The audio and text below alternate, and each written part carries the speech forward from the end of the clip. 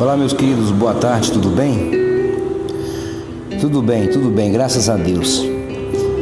Meus amados irmãos, 23 de setembro, muitas pessoas têm frisado bastante nos vídeos, não desconsiderando nenhum deles, porque o objetivo é estudar a palavra do Senhor. E eu gostaria de trazer aqui uma informação a respeito como você saber com mais evidência, com mais clareza, a manifestação de Yahshua, de Yeshua, né?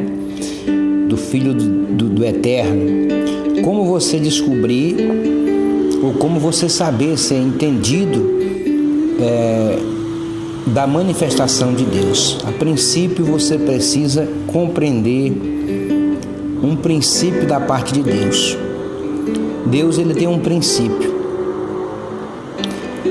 E olhando para a Bíblia Sagrada, a gente sabe muito bem, claramente, se você perceber, independentemente das constelações se alinharem, identificar aí o filho varão, independentemente disso aí, independentemente de Israel completar 70 anos, independentemente do calendário judaico, 5.777, independentemente dos terremotos, dos maremotos, independentemente de tudo isso aí, você precisa saber o que pode acontecer, ou uma exatidão, ou uma precisão, ou um sinal da parte de Deus, ou da vinda do Senhor, é entender que Deus, o eterno Deus, toda vez quando Ele vai se manifestar, toda vez quando Deus vai se manifestar, assim como manifestou na época de Noé, Deus deixou o mal se manifestar primeiro. Por que Noé teve que construir uma arca por intermédio da voz de Deus? Primeiro o mal se manifestou. Você vai entender o que eu estou querendo dizer.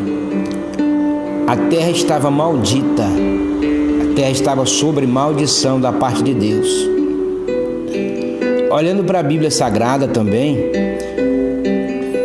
nós percebemos também em 1 Samuel a história de Davi. Havia 39 dias que o mal, indo para os 40 dias, que o mal ia se manifestando. Daí então veio Davi, que é uma tipificação, que é uma tipologia de Cristo. Então não tem como você fugir do princípio de Deus. O princípio de Deus nesse mundo, nessa terra, é deixar primeiro o mal se manifestar. E a minha pergunta é: o anticristo já se manifestou? Não. O anticristo ainda não se manifestou. E eu gostaria que você entendesse sobre o princípio de Deus. Nós sabemos claramente que o sol, a lua, as estrelas, os mares, os terremotos, tudo indica uma antecipação da volta do Senhor. Mas a maior indicação da volta do Senhor, eu vou lhe falar. A maior indicação, a maior apontação da parte do Senhor vindo nesta terra. Prosseguindo, amados irmãos, a maior evidência, a maior prova, ou o maior horário, com maior probabilidade da volta do Senhor, é 2 Tessalonicenses capítulo 2.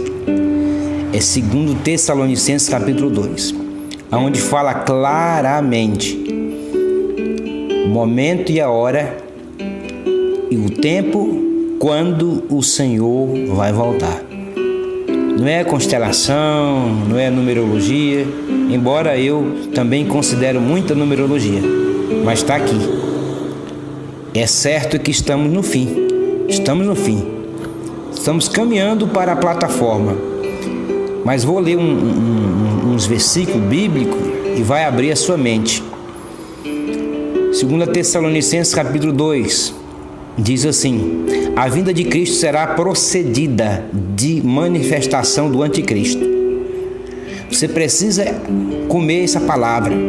A vinda de Cristo será precedida de manifestação do anticristo. Ora, quando a vinda de nosso Senhor Jesus Cristo é a nossa reunião com Ele, rogamos-vos, irmãos, que não vos movais facilmente do vosso modo de pensar, nem vos perturbeis que por espírito, que por parábola ou palavras, que por epístola, como enviado de nós, como se o dia do Senhor estivesse já perto.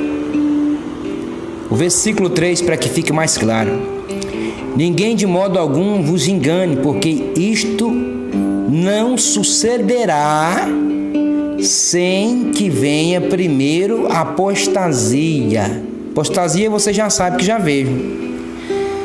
Agora, a revelação do filho do pecado ainda não. Apostasia e seja revelado o filho do pecado, o filho da perdição, vírgula, aquele que se opõe e se levanta contra tudo o que se chama Deus. É objeto de adoração, de sorte que se assenta no santuário de Deus, apresentando-se como Deus.